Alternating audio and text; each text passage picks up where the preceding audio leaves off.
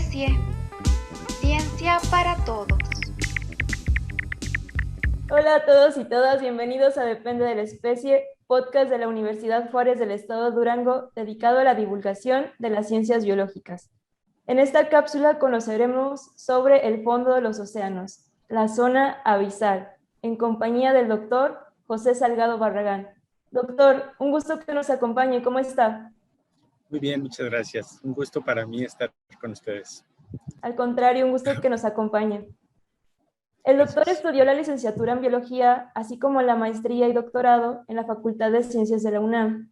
Él es profesor e investigador en el Instituto de Ciencias del Mar y Limnología Unidad Mazatlán, y se ha dedicado al estudio de crustáceos y moluscos del Pacífico mexicano. Doctor, ¿por qué estudió biología y cómo nació su interés en la biología marina?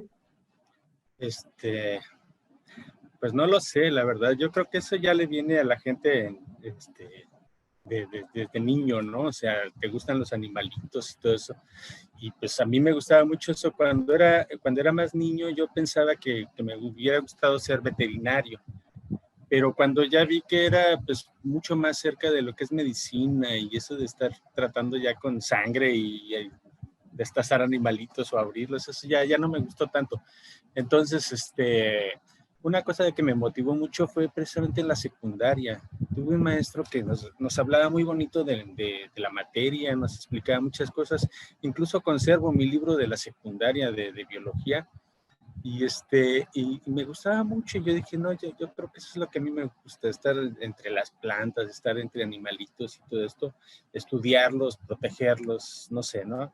Y bueno, la vida ya me fue llevando más bien hacia el mar y encontré también un área muy, muy interesante, ¿no? El océano es inmenso, está lleno de cosas interesantes, está lleno de vida y hay un montón de cosas que ver y un montón de cosas que descubrir, incluso muchas especies nuevas y muchas cosas que ni sospechamos, ¿no?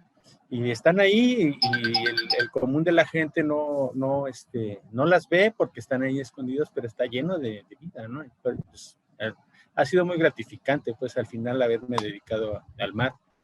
Sí, siempre es muy padre conocer cómo nació esa curiosidad de los investigadores. Ahora sí, para entrar en el tema de la zona abisal, ¿podría platicarnos qué es la zona abisal? Bueno, antes que nada quisiera corregir una cosa. Mi nombramiento en la universidad no es de investigador, es de técnico, pero trabajo en investigación y de hecho sí hago cosas de investigación.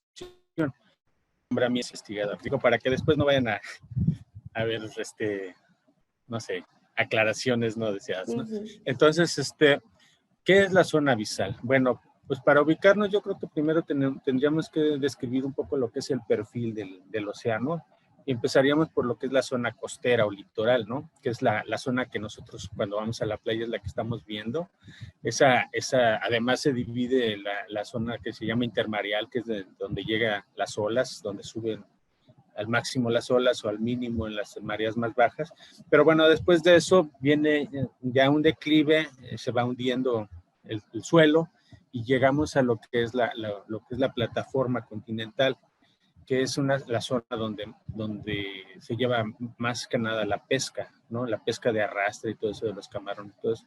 Y está más o menos, claro, en términos generales, eso cambia mucho en todas las regiones del mundo, pero más o menos llega a unos 200, 300 metros la zona de plataforma continental. Y es la zona también donde llega la luz del sol. Se calcula que la luz del espectro visible y todo eso llega hasta más o menos a los 200 metros. Y de ahí para adelante viene otra vez un declive. También en términos generales hay lugares donde son de plano bajadas muy escarpadas y hay veces que son muy suaves. Ese declive es el llamado talud continental, ¿no? Es una zona también muy extensa que también alberga muchos organismos, y luego ya viene lo que son las grandes extensiones planas, que es la zona abisal, ¿no? es quizá la mayor extensión dentro de lo que se conoce como los océanos, hablando de fondo, pues, ¿no? Y esta zona abisal, también otra vez con muchas variaciones, pero está estimada entre los 2 y los 4, 5, 6 mil metros. En general son zonas planas, bueno, en general, porque a veces tienen montañas allí, tienen zonas un poco más profundas, y luego vienen las grandes fosas o zonas mucho más profundas como grietas y esto, que llegan hasta casi los 12 mil metros, como la fosa de las Marianas, que es la más profunda que existe.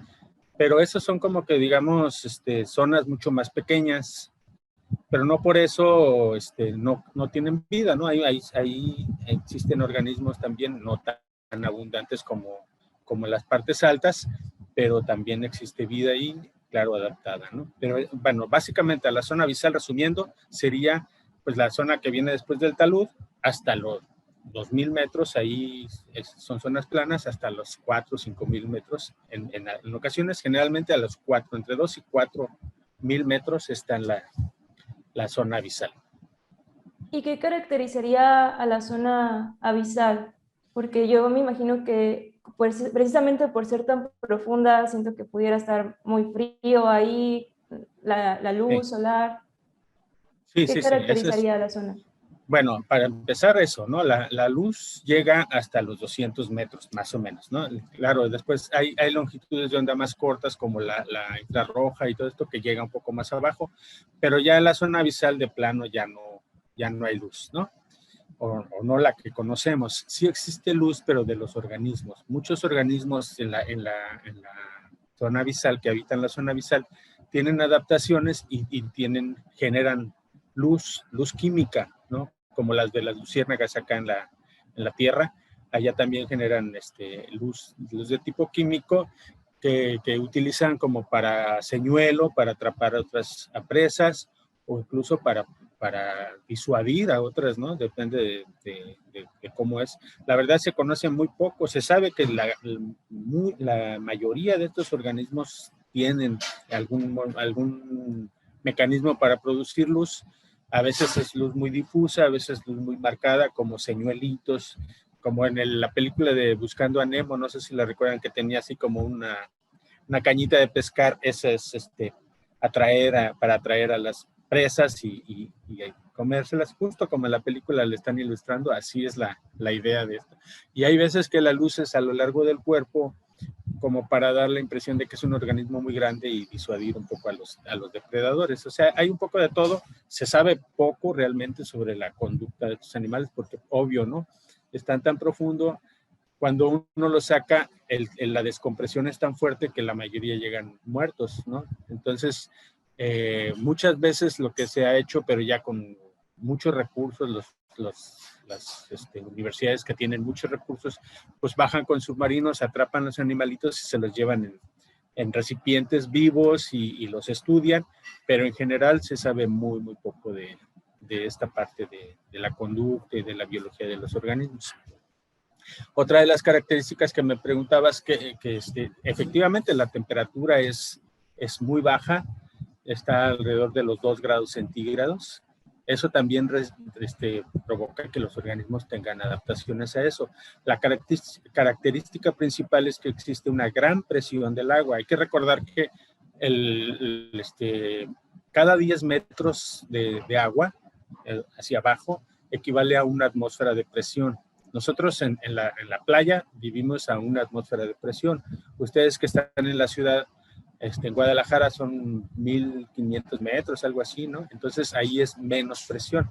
Pero imagínense ustedes, si tienen 2.000 metros de profundidad, son 200 atmósferas de presión. Entonces es una gran presión del agua, y los organismos tienen que estar adaptados a eso, ¿no? Tienen otro tipo de huesos más ligeros, su composición química en la sangre también varía un poco, tienen más ácidos grasos para evitar los cambios de presión fuertes. La salinidad es muy parecida, ahí sí no hay mucha diferencia entre la salinidad del fondo y la salinidad de arriba. como les digo, también las cantidades de oxígeno son muy bajas. Incluso, bueno, es una cosa que hablaré después, pero obvio, ¿no? O sea, si no hay fotosíntesis, o sea, no está la zona de luz donde está el plancton y todo eso, entonces no hay fotosíntesis, por lo tanto no hay producción de oxígeno, ¿sí? Entonces, los organismos, los organismos base de la cadena trófica, no tienen fotosíntesis, más bien tienen quimiosíntesis y tienen otros, sobre todo las bacterias, tienen otros mecanismos para producir sus nutrientes e iniciar la cadena alimenticia. Pero pues básicamente el oxígeno es bajo, es muy bajo por esa pérdida, aunque hay algunas otras situaciones que hacen que en la zona profunda exista oxígeno. Una de ellas es, no es siempre, pero una de ellas que se ve aquí en la costa del Pacífico, es que el agua fría oxigenada, porque hay que saber que el oxígeno, los gases se disuelven mejor en aguas frías, a diferencia de los sólidos, ¿no? En aguas muy frías tienen mayor capacidad de concentrar gases. Esto hace que las aguas de los polos sean relativamente más oxigenadas.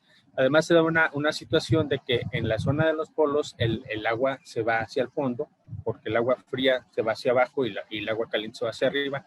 Entonces se hunde y viene arrastrándose por el fondo lentamente, o sea, y se viene bajando, y entonces lo que tenemos aquí en el fondo, a 2.000, 3.000 metros, es agua que estuvo alguna vez en Alaska y que tiene cierta cantidad de oxígeno, que los organismos no la han consumido tanto.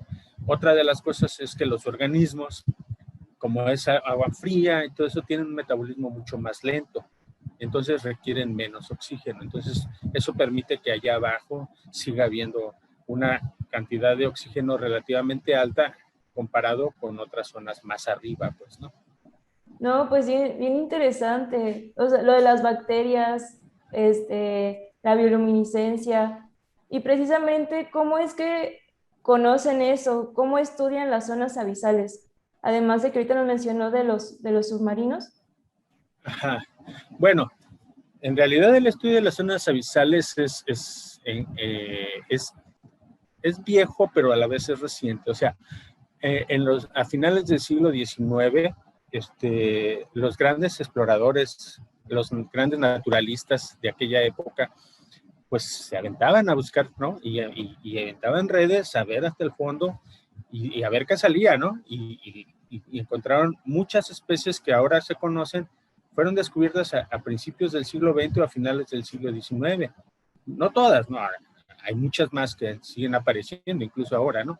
Pero sí se conocen muchas especies de aquella época, aventaban sus artes y a ver qué salía, pero a partir de la Segunda Guerra Mundial, con el desarrollo del sonar y de todo esto, ya se hicieron exploraciones mucho más serias, mucho más detalladas, ya se conocía el perfil del fondo, porque pues aventaban así como radar, ¿no? El sonar pegaba al fondo, regresaba y calculaban la distancia. Entonces pudieron hacer y hasta la fecha se siguen haciendo estimaciones del fondo marino, donde hay zonas más altas, donde hay zonas más bajas. Entonces eso dio pie a estudios ya un poco más serios. Además, pues se empezaron a mejorar los artes de pesca.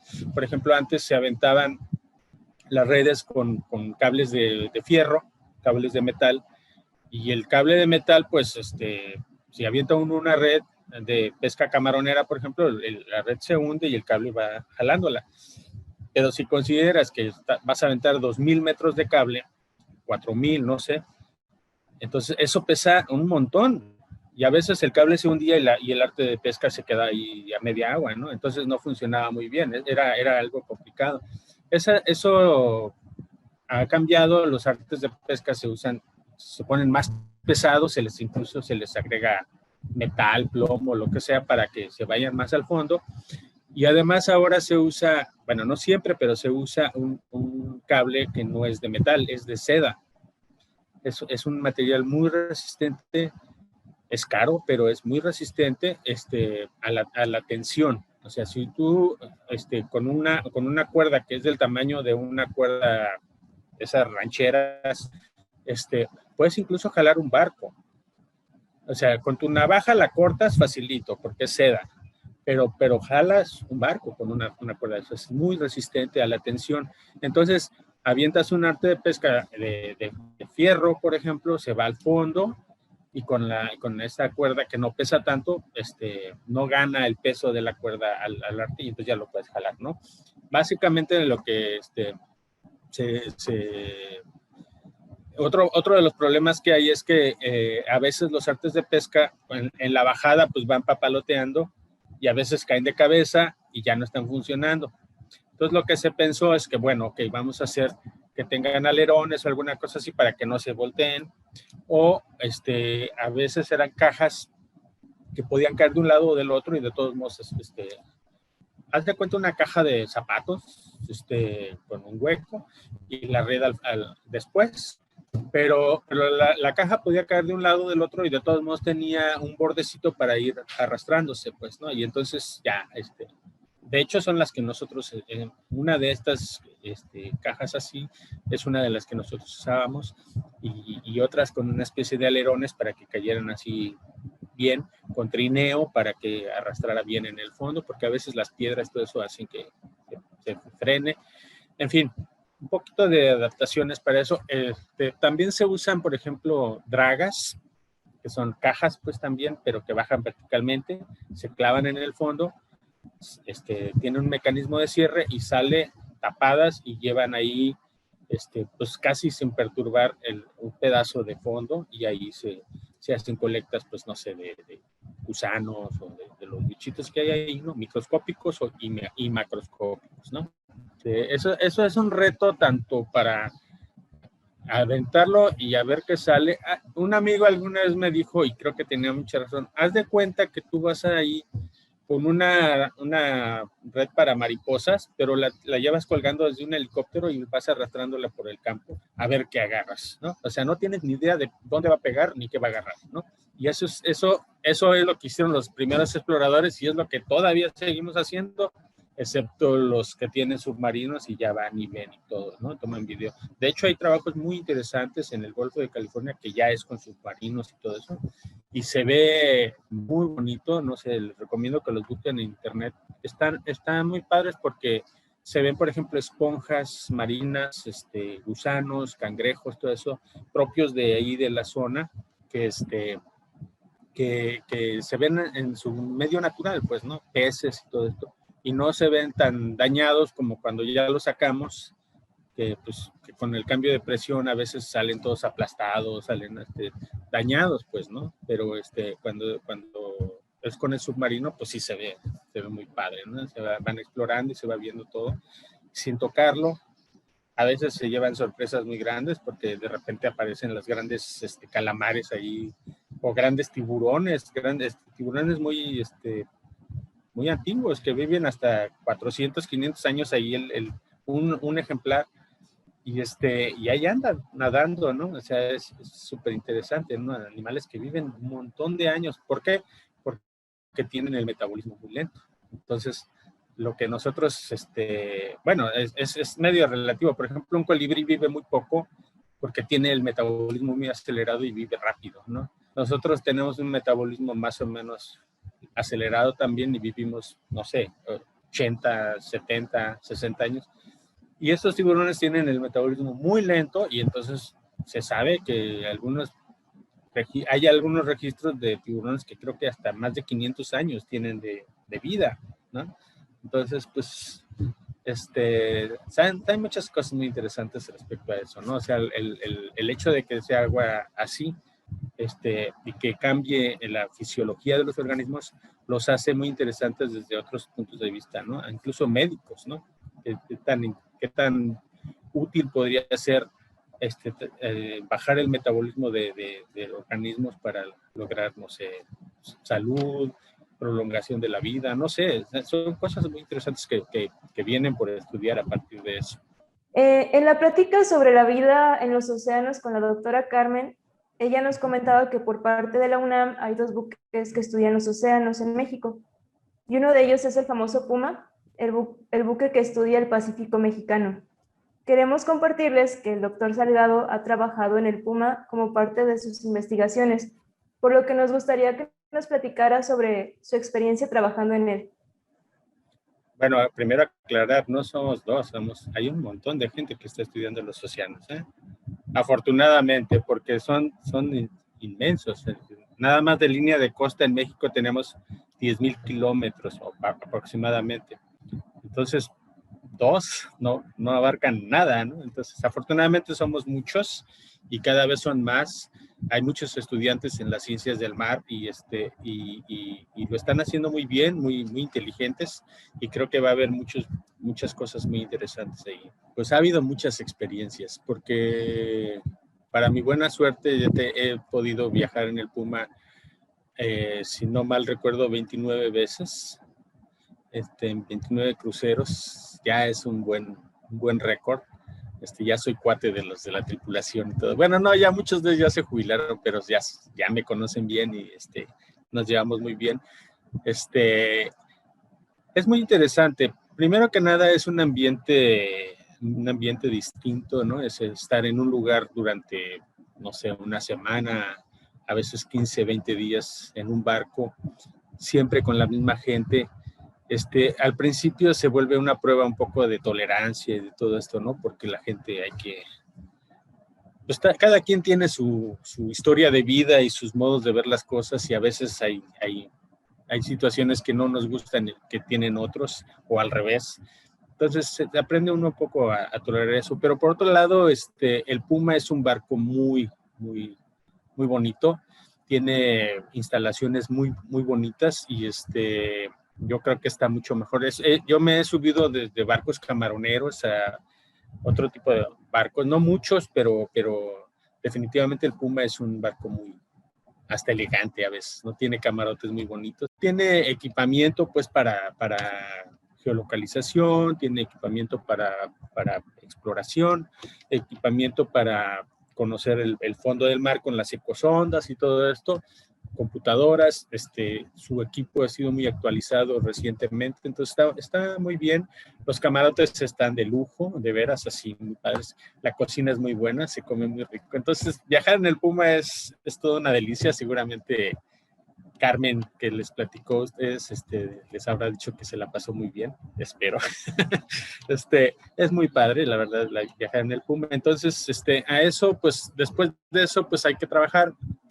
Y el trabajo en el barco también es bastante cómodo, porque tiene una cubierta bastante accesible, bastante bien, amplia, y entonces se puede trabajar bien, siempre con mucho cuidado, porque hay reglas, ¿no? O sea, no se puede entrar, por ejemplo, en chanclas, en cubierta, porque hay mucho fierro, y si le cae a uno un fierro en un pie, pues puede hasta perderlo, ¿no? O sea, no se ponen las manos donde sea, siempre hay que estar alertas, hay que usar casco por si se cae alguna cadena o algo, pues no vaya a lastimarnos. Así hay una serie de reglas, pero no son tampoco muy complicadas. También, por ejemplo, cuando se está haciendo operaciones, que hay que sacar una red, que hay que detener, no sé qué, siempre con chalecos salvavidas, porque pues, se cae uno al agua y pues es peligroso, ¿no? No sé, no andar solo en la cubierta en la noche, porque si uno se cae al agua, ya cuando se dan cuenta, pues ya el barco ya caminó un tiempo, y para regresarse y encontrar a la persona es como hallar una aguja en un pajar, ¿no? Entonces, hay una serie de reglas de seguridad, pero no son nada difíciles de cumplir, y la verdad se trabaja muy a gusto. Si el ambiente es de camaradería entre todos, es muy agradable. Siempre se baja la gente como si se hubiera ido de paseo y no tanto de trabajo. Aunque hay ocasiones en que el trabajo sí es muy intenso, ¿no? Recuerdo, por ejemplo, el segundo crucero que me tocó, precisamente con el investigador que yo trabajo, que es el doctor Michel Hendricks. Es una persona muy organizada, este doctor Hendricks, y recuerdo que fue un crucero a lo largo de todo el Golfo de California, desde las Islas Marías hasta el Alto Golfo de California, y tenía todo medido en tiempo, cuánto tiempo íbamos a durar en llegar de un punto al otro, cuánto tiempo íbamos a durar haciendo un arrastre, cuánto tiempo bajando una draga, cuánto tiempo haciendo todo. Y entonces calculaba que pasado ese tiempo podíamos ir a descansar 1 hora porque después regresábamos y así, ¿no? Y los horarios más o menos establecidos. Hay investigadores que les gusta poner horarios fijos, o sea, a ti te toca de 8 de la mañana a 2 de la tarde y luego de 8 de la noche a 2 de la mañana y les ponen horarios ahí. El doctor Hendricks es más, tiene un estilo más personal y yo, por ejemplo, tenía el hábito de levantarme tarde. O sea, la verdad, yo soy nocturno, pues el ver amanecer así como que me marea, ¿no? Pero si me levanto, no sé, a las 8 de la mañana, bueno, ya estoy más grande, ya me despierto más temprano, pero antes era a las 8 de la mañana, era mi hora, ¿no? Y eso de que me pusieran a las 3, 4 o 5 y ver cómo estaba amaneciendo, yo me empezaba a sentir como vampiro, así como que empezaba a salirme llagas, no sé. Entonces el doctor lo entendía bien, entonces decía, bueno, las operaciones de noche las haces tú y las de día, pues que las hagan otros, las de madrugada, pues que las hagan otros. Y así nos turnaba a todos y trabajábamos muy bien, nos la pasábamos encantados porque pues me levantaba tranquilo, desayunaba y a trabajar. Y luego de repente, ¿sabes qué? Está un arrastre ahí, va a durar 1 hora y son las 12 de la noche. Entonces a la 1 de la mañana va a salir esa red y a la 1 de la mañana hay que sacar todo lo que está en la red y revisarlo, o por lo menos separarlo y guardarlo y conservarlo. Entonces a esa hora yo estaba trabajando feliz, a las 2, 3 de la mañana no me importaba, pero que no me hicieran madrugar. Entonces eso con el doctor Hendricks funcionaba muy bien. Y bueno, ya desgraciadamente ya se acabó la época de los cruceros con el doctor Hendricks, pero pues la mayoría de ellos, de los cruceros a los que yo participé, fueron con él. Y la verdad, muy bien, o sea, muy bien organizado. Es una persona muy, muy precisa con muchos cálculos para esto. Y muy bien, ¿no? O sea, claro, siempre hay imprevistos, ¿no? Hay tormenta, no se pueden bajar los aparatos, entonces pues hay que esperar. O algún accidente, se rompió alguna manguera del sistema de presión hidráulica y todo eso, pues hay que reparar y entonces hay que esperar. Siempre pasan esas cosas, ¿no? Pero en general todo se cumplía muy bien a las horas. Entonces, hacer esos cruceros siempre fue muy agradable. O sea, las personas que han participado en ellos, casi todos terminan muy contentos porque se trabaja bien, a veces muy duro, pero hay veces que te la pasas muy bien, ¿no? Y estás asoleándote muy rico porque todavía no te toca y entonces estás ahí descansando muy bien. Y el barco es muy bonito, ¿no? Se come rico, como digo, y entonces pues, en el Puma está padre. En un camaronero ya es otra historia, ¿no? Es mucho más trabajo, no son tan cómodos, a veces son muy incómodos, pero también es parte del show, ¿no? O sea, los biólogos somos así, nos gusta lo bonito, pero también entramos a lo feo y va, ¿no? Y es una experiencia más, ¿no? Quería preguntarle sobre qué han encontrado en el Puma. Yo sé que todas las investigaciones o todo lo que encuentren es significativo, aporta, ¿no? Pero ¿qué ha sido como lo más significativo que han encontrado? ¿Te refieres a nosotros? Sí, investigando. Sí, o sea, pero nosotros. Sí, porque hay un montón de cruceros que se hacen que nosotros no sabemos, ¿no? Pero pues no, mira, así como que muy significativo, es complicado porque uno de los objetivos primordiales de nuestro trabajo en el laboratorio en sí es conocer la biodiversidad, ¿no? Entonces, el océano, el mar que más hemos estudiado es el Golfo de California y es uno de los más ricos biodiversos del mundo. De hecho, decía Jacques Cousteau que el Golfo de California era el acuario del mundo, ¿no? O sea, porque tenía una gran diversidad de especies, una gran diversidad de ambientes. Del lado de la península de Baja California tiene zonas muy escarpadas, mucho más ásperas, todo eso, que albergan un montón de vida que está ahí metida entre las piedras y metida entre las algas y, o sea, todo. Es un montón de vida. Y del lado de Sonora, Sinaloa, las extensiones de la plataforma continental son muy grandes, ¿no? Y en el Alto Golfo, con la influencia del río Colorado, también son llanuras muy grandes de plataforma, pero con influencia ahora hipersalina, antes era influencia del río que bajaba. Entonces, las formas de vida en cada región son muy diferentes, ¿no? Entonces, esta zona de la plataforma continental Sinaloa-Sonora ha sido muy dañada por tanto trabajo de pesca de barcos camaroneros. Se calcula que un metro cuadrado en cualquier zona de estas es arrastrado 2 o 3 veces o más cada temporada de pesca. Eso hace que muchas especies que antes había ya no estén, porque, o sea, hay un problema con eso, que se saca la pesca para camarón, se busca el camarón, se buscan algunas especies de peces de tamaños más o menos buenos, algunas especies de cangrejos que también les interesan, y todo lo demás se regresa, pero se regresa muerto, porque pues estuvieron ahí en la cubierta del barco camaronero, estuvieron ahí 1 hora, 2 horas en lo que sacaban todo, y entonces los animalitos van muertos, uno que otro sobrevive. Entonces, toda la fauna que se conocía en esta zona, pues está muy... Primero, las abundancias relativas de las especies que han cambiado muchísimo a favor de las que sobrevivieron. O sea, por ejemplo, los cangrejos ermitaños que viven adentro de un caracol, pues logran conservar un poco su humedad, y entonces cuando los regresan al mar, pues regresan vivos y además con comida, ¿no? Porque pues hay un montón de animales muertos ahí. La cantidad de aves marinas en algunos lados ha cambiado también, porque muchos no tienen que pescar, se les están echando un montón de comida gratis, ¿no? Entonces hay muchas especies que ahora son dominantes que antes no las había, y hay muchas especies que desaparecieron. Precisamente ayer me platicaba un amigo que hay un grupo de peces que se les llama tríglidos, que tienen la cabeza así medio acorazada, como con pico. Cuando yo empecé a hacer los cruceros y él iba precisamente, había 4 o 3 especies, o 3 o 4 de tríglidos. Dice, actualmente nada más se encuentra una. Probablemente están las otras, pero así con cantidades tan pequeñas que es muy difícil encontrarlas, ¿no? Y antes eran súper comunes.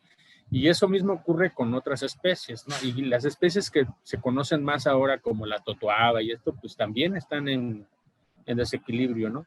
Y sin embargo, el mar es tan noble que sigue, o sea, se deja descansar y empiezan a reflorecer otra vez las especies, y se ponen a explorar ambientes que no son tan visitados, y empiezan a aparecer un montón de especies nuevas, ¿no? Hemos tenido la suerte de encontrar un montón de especies nuevas en ambientes que normalmente la gente no buscaba.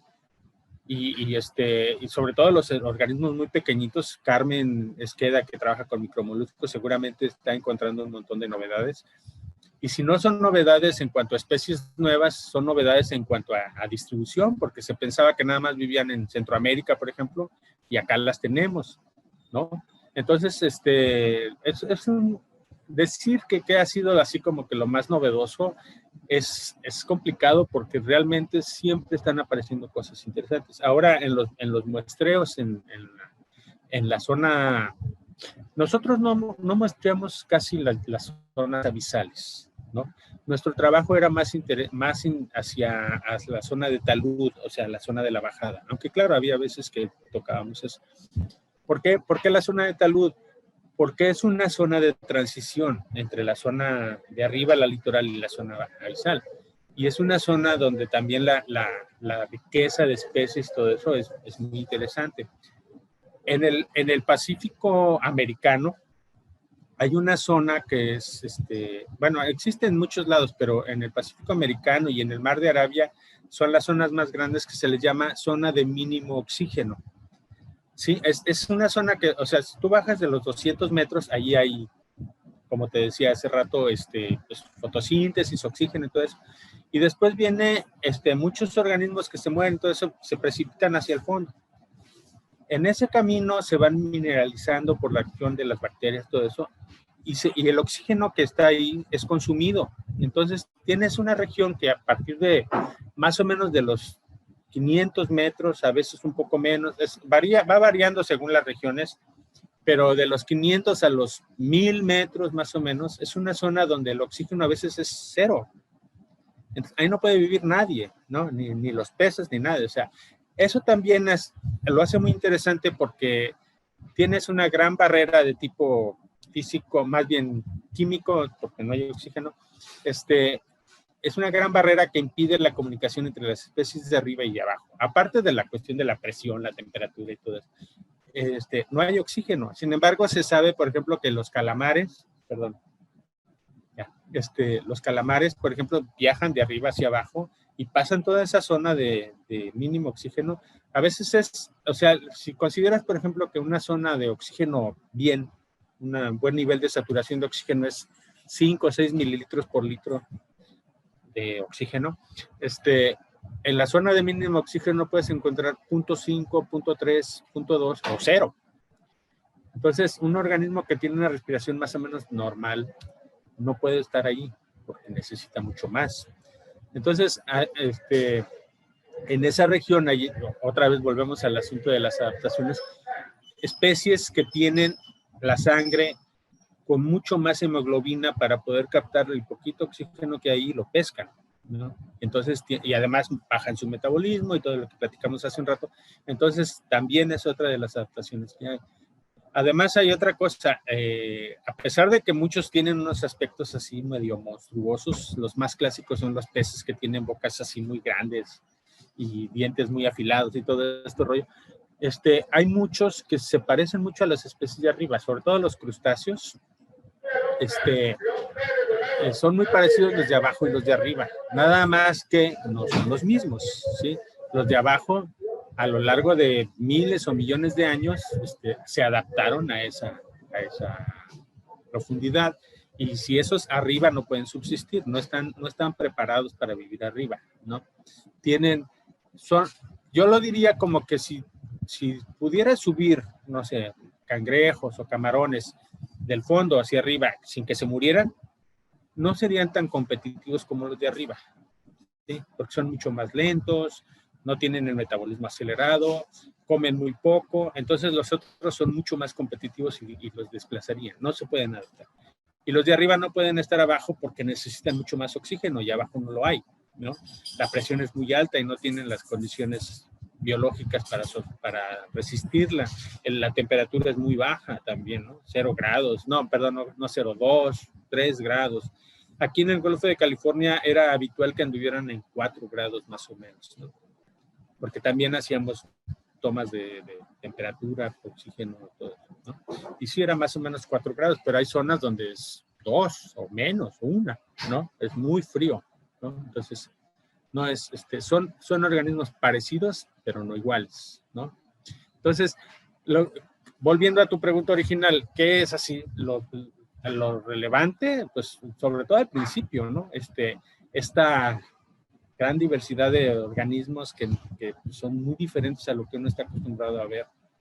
Y luego, por ejemplo, hubo un par de cruceros ahí muy interesantes que eran cerca de las grandes islas del Golfo de California, Tiburón y Ángel de la Guarda.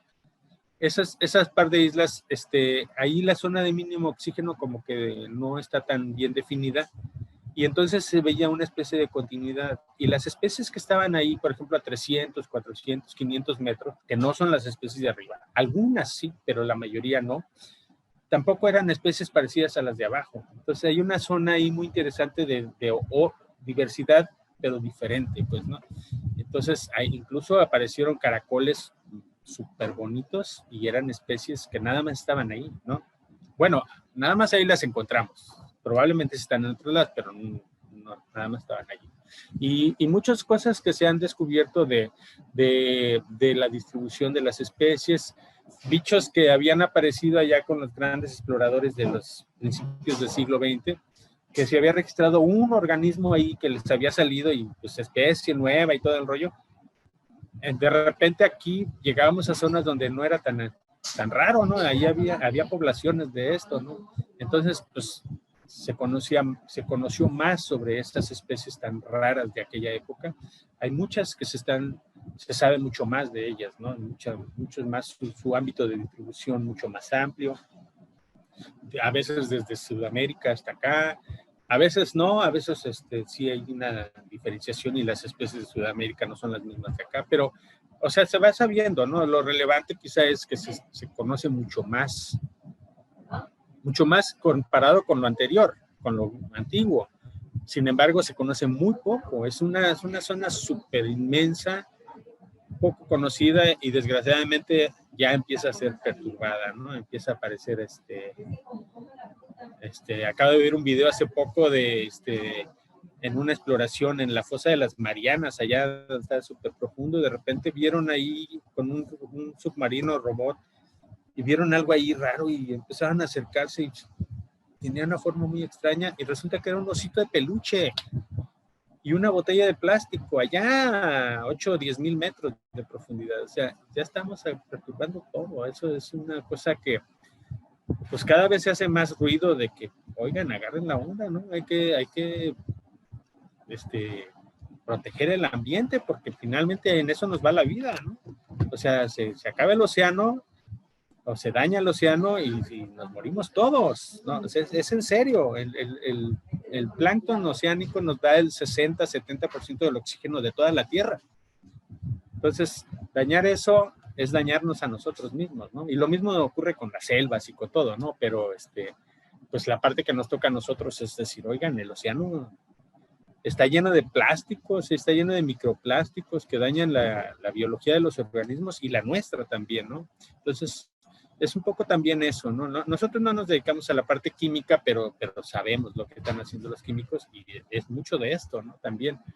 Entonces, creo que hay una complementariedad, ¿no? Entre ellos y nosotros. Nosotros decimos que hay con los organismos, ellos dicen que hay con estos contaminantes y todas estas cosas. Y el resultado a veces no es muy halagador, pues, o sea, realmente estamos haciendo daño al planeta, ¿no? Somos una especie, pues, parece que bastante tóxica para el planeta, ¿no? Y si no nos ponemos abusados, pues el planeta nos desecha, ¿no?